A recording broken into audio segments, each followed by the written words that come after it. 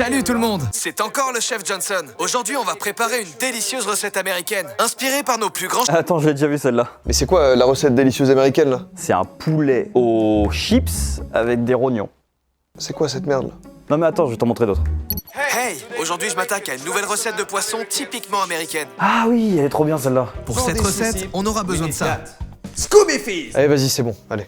Attends, 2 minutes. Pour la prochaine étape, j'ai besoin de mon ingrédient secret. Ça va être quoi l'ingrédient secret? Des ongles de pied au paprika? Mes ongles de pied au paprika, importés de France. Non mais mec, attends. Imagine, c'est bon. Il a peut-être raison. Tout ce qui fait des millions de vues, c'est forcément bien et pas stupide. Je crois qu'il faut que j'essaye. Vous l'avez compris, aujourd'hui on va tester des recettes américaines désastreuses. Et quand je dis désastreux, c'est que c'est une insulte, la pire insulte, au patrimoine culinaire français. Mais pour l'affirmer, il va falloir tester. Comme nous disent souvent nos parents, il faut toujours goûter avant de dire qu'on n'aime pas, on m'a dit. Dans tous les cas, il va falloir tester pour en avoir le cœur net, donc accrochez vos estomacs parce qu'on a prévu une sélection. Aïe aïe aïe aïe. Assez hardcore. La nourriture c'est convivial, il faut partager, donc forcément j'aurai l'équipe qui est là et qui va se faire un plaisir de goûter. Venez montrer comme vous êtes heureux. Et c'est pour ça que je suis avec l'équipe et qu'on va pouvoir goûter toutes ces recettes ensemble. Allez, je pars en cuisine. Première recette. Jelly de cornichons et saucisses. Voilà un plat qui donne très envie.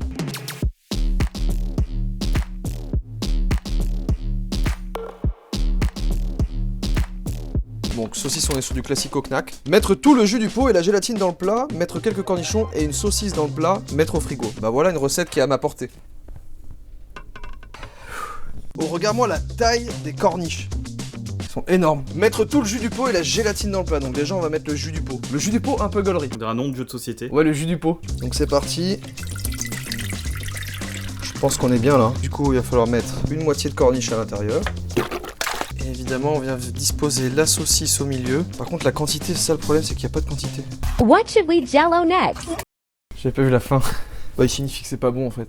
Mais je vais mettre toutes les feuilles, hein. J'ai pas d'indication, moi je mets tout. Hein. Mais je crois que c'est ça l'Amérique en fait. Tu sais, c'est le rêve américain, c'est la liberté. Donc ça veut dire que les mecs ils sont là en mode, les mecs, la liberté, fais ce que tu veux, la statue de la liberté. C'est en Amérique, c'est pas pour rien. Donc là en fait, t'as la liberté de mettre la quantité que tu veux. Donc je vais tout foutre à l'intérieur là. Je sais pas ce que ça va donner. Hein. Ça se ramollit pas. Attends, je crois qu'il y a un problème de gélatine. Elle se dissout pas du tout en fait les feuilles. Je la ressors telle quelle là. Et bah tu sais pour combien de litres c'était prévu ça? Normalement c'est une feuille pour une casserole. J'en ai mis la liberté quoi, enfin... 9. Ah. Et je vais l'appeler le corniflant. Et ben on va laisser le corniflant agir et je vais le mettre au frigo, ouais let's go. Le corniflant est au frais.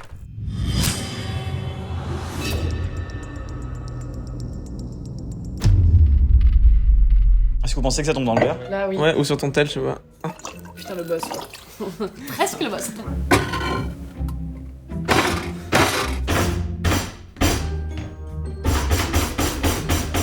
Ah, il y a des travaux là dans la cuisine, non? Non, c'est chaud, numéro 5 la table. Ah. Oh non, on dirait un molar. Oh, mais je suis pas prêt à goûter ça là, je crois. Oh, l'enfer. C'est vivant, c'est pas possible, c'est vivant. Eh bien c'est parti, je vais vous servir. Allez, à qui j'envoie ça? Oh, il y a 9 feuilles, j'ai jamais vu un truc aussi gélatineux. Les amis, je vous souhaite un bon appétit. Moi, je dois prendre avec Fais pas de bruit, s'il te plaît, je veux bien. Arrête ça. Ah, j'ose pas. T'as besoin de sortir, elle me l'a sortir.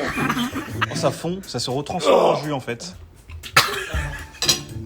Il faut l'aspirer. Ouais. Je peux pas? Je te jure, il faut l'aspirer. Concentrez-vous, on est quand même à un repas distingué, merde. Il faut l'aspirer en vrai, c'est ça. vrai de vrai? Attendez. Oui, allô?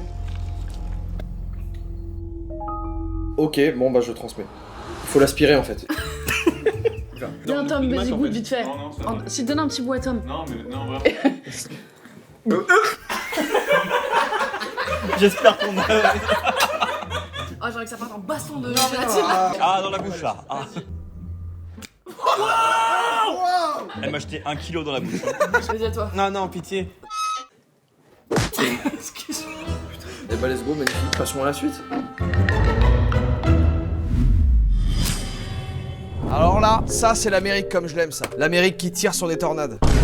Au menu ce soir, gratin de pâtes, fromage thon, etc. Moi ça me donne faim, ouais. Franchement, gratin de pâtes, fromage thon, Bah c'est... We're gonna start with 1 brick of marble Ok, on commence avec un parpaing de cheddar. and on top of that, we're gonna add some Velveeta cheese. Donc c'est parti. Je crois que les Américains ils ont pas compris que normalement c'est un sachet et après on coupe des bouts. Le deuxième bloc. Now I'm gonna add in some cooked egg noodles. Et là on vient mettre les pâtes. Fallait bien agir au bout d'un moment. Donc on vient mettre nos pâtes tout autour. Voilà. And on top of those noodles, we're gonna add 3 cans of cream of mushroom soup. Ok, crème de champignons. Donc on vient disposer notre crème de champignons. Voilà, superbe. I'm gonna add 2 cans of chunk light tuna. Avant de mettre les oignons émincés, il va falloir qu'on mette d'abord le thon. Hop. Notre thon, on est sur du Albacore millésime 42. Très important quand on fait de la cuisine de savoir lire dans les aliments. Celui-ci, 6 ans, prof de maths, nageoire courte, raciste. Maintenant qu'on a émincé notre thon, on vient le foutre dans la gueule des pâtes. Pour l'instant, ça me dégoûte. Le thon, c'est bon. And now we're gonna add in some chopped white onions. Les oignons émincés. I'm gonna add some peas and carrots. Regardez bien ce pot, hein. Ce sera le seul pot de légumes que vous allez voir. La gueule du plat. Même le four, il est pas bien là. Donc on se retrouve dans 15 minutes pour sortir le plat du four. Je vais y aller en soldat. J'ai une grosse résistance à la douleur donc c'est ok. Allez, go, let's go. On sort le plat. Il a l'air top, non? T'en penses quoi? Oh, il est... Ouais. L'odeur est pas si mauvaise en vrai. I need to mix this cheese in with everything else. Mais maintenant, il va falloir tout mélanger ensemble. Ça me dégoûte, c'est honteux de faire ça, franchement. Now I'm gonna take some of these little goldfish crackers, smash these up a little bit. I'm gonna give it a nice crunchy outside. L'étape du gratinage. C'est des petits poissons. On dirait des croquettes pour chat. C'est aussi ce cheddar en plus. C'est aussi sur le cheddar, ouais. On y va délicatement. Tu vois, délicatesse, finesse, et t'obtiens quelque chose de fin et léger. Par contre, tu vois, là, on recouvre. Et ben, limite, t'es en mode, ok. Ouais, bof. Hein. Ok, ça marche. Alors là, on vient de mettre des goldfish au cheddar écrasé. On va mettre maintenant du cheddar. And now we're gonna take some more of that marble cheddar cheese. Il y a beaucoup de cheddar.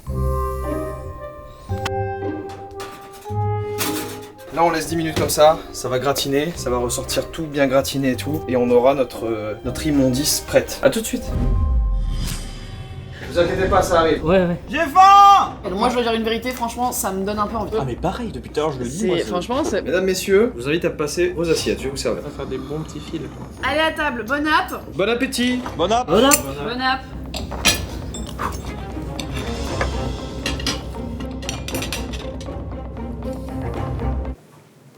Moi, j'aime bien. J'adore moi. Ah t'adores? Ouais, vraiment, je trouve ça très bon. Il y a peut-être un peu trop de cheddar. Ah ouais, tu penses?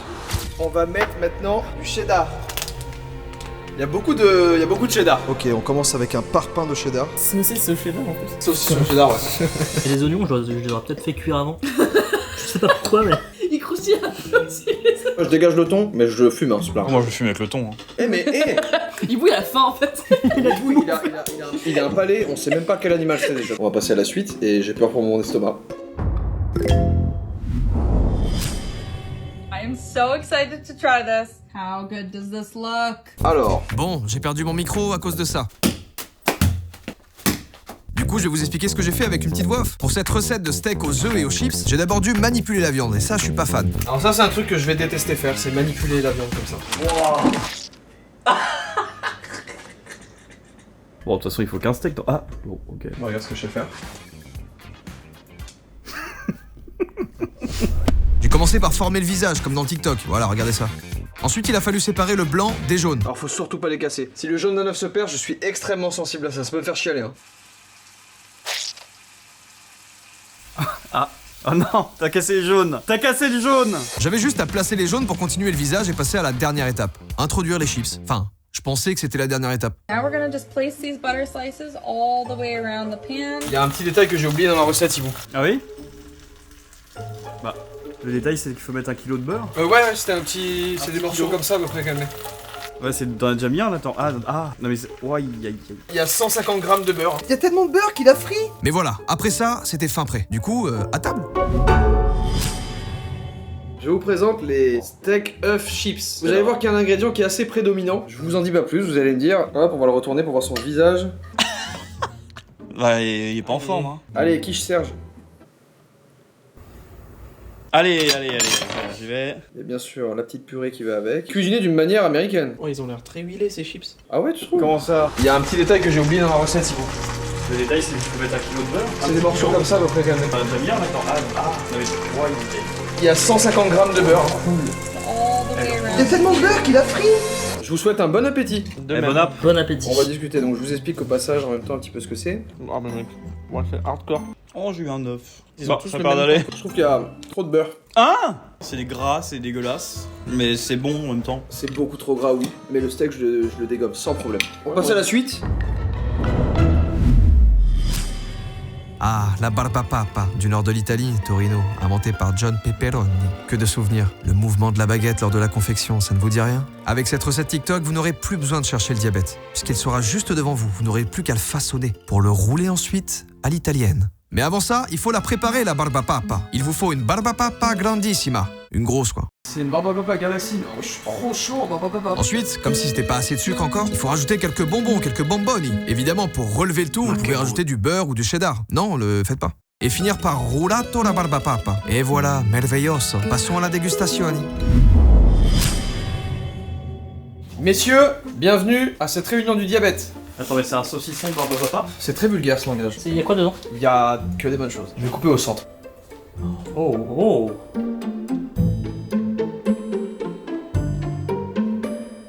Mais c'est une piñata? C'est une barba piñata. Allez, c'est parti. Alors, je crois que c'est très froid. Bah non, mais mon cerveau. Oh, c'est trop étrange. Moi j'aime bien. J'ai jamais eu autant de sucre de ma vie. Hein. Oh la vache. Et un peu de sucre rapide et tout de suite t'es parti quoi. Oh merde. J'ai de l'énergie. Oula. Oh, aïe aïe aïe. Ah, je suis fatigué.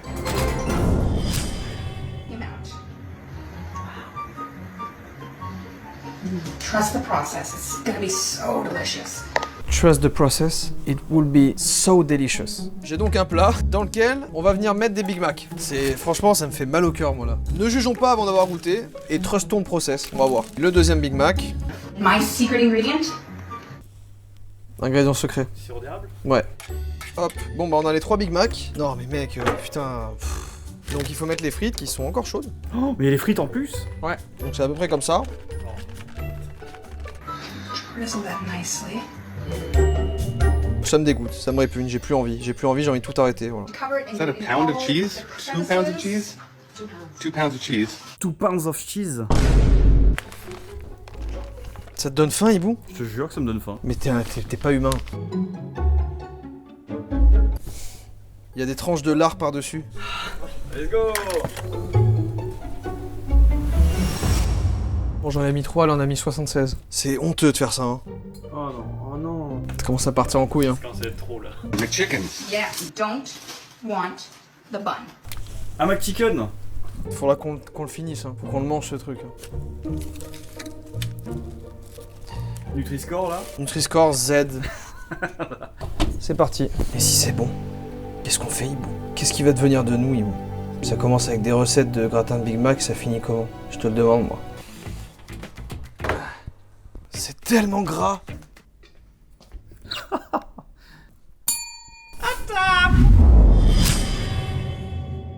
Eh ben, je vous souhaite un bon appétit. Allez, chin.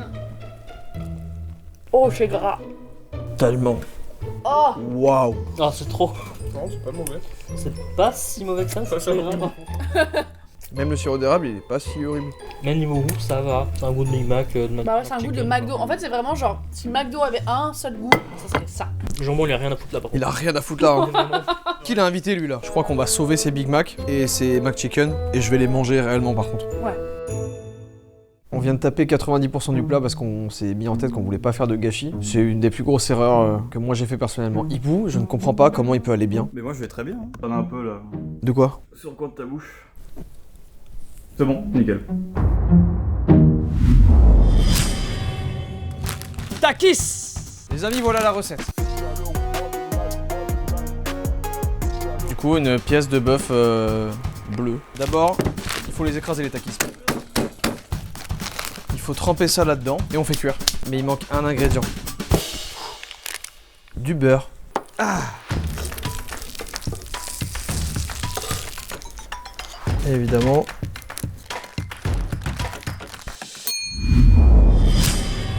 Alors les amis, nous sommes actuellement sur une pièce de bœuf bleue. Ok, bon. Explication. C'est quoi du coup? C'est quoi ça? C'est des chips. Tiens. Santé. Santé.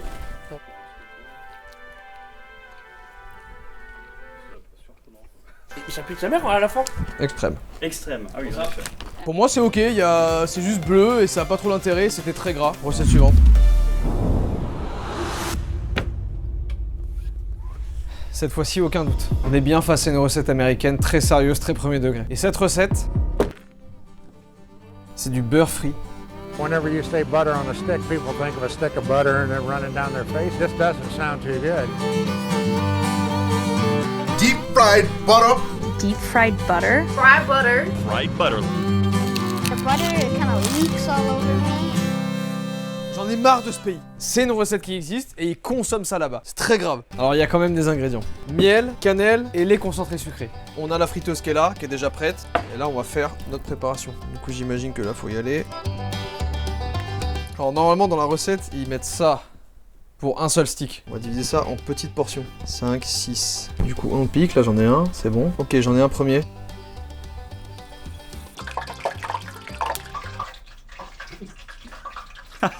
J'ai appliqué à la lettre les conseils du bon américain. Alors j'ai dû affiner ma recette, m'inspirant de tous les plus grands forains américains. Recette après recette, vidéo après vidéo, j'ai continué de chercher la réponse. J'enchaînais les échecs et je me demandais toujours comment faire frire du beurre.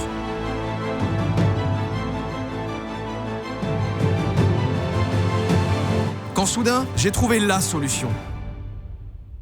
Alors, je suis parti sur une panure un petit peu différente, j'avoue. Le beurre, on l'a, il était au congélateur. Ah ouais, effectivement, là, c'est pas la même, là. Je vais mettre piqué comme ça, et on trempe là-dedans. Je crois qu'on tient bon, là. Et c'est parti, on y va. C'est quoi ce bruit? Je sais pas. Il se passe quoi, là? Il se passe quoi, là? Oh, la saucisse. Ça, des gens dépensent de l'argent pour en acheter et le donner à leurs enfants. Oh, regarde ça, regarde ça! Oh. Putain, c'est pas vrai, sérieux. Je vous présente le beurre frit. Je vous coupe un petit morceau. Waouh, c'est du beurre que vous voyez couler là. Oh la vache. Non, je peux pas croire qu'il mange ça. Je peux pas croire qu'il mange ça. Allez, il faut que je goûte cette dinguerie américaine. Let's go. Ah bah tiens, je me prends vraiment le bon bout quoi. C'est des morceaux comme ça, maintenant, quand même. Il y a 150 grammes de beurre. Il coule. All the way around the pan. C'est tellement gras.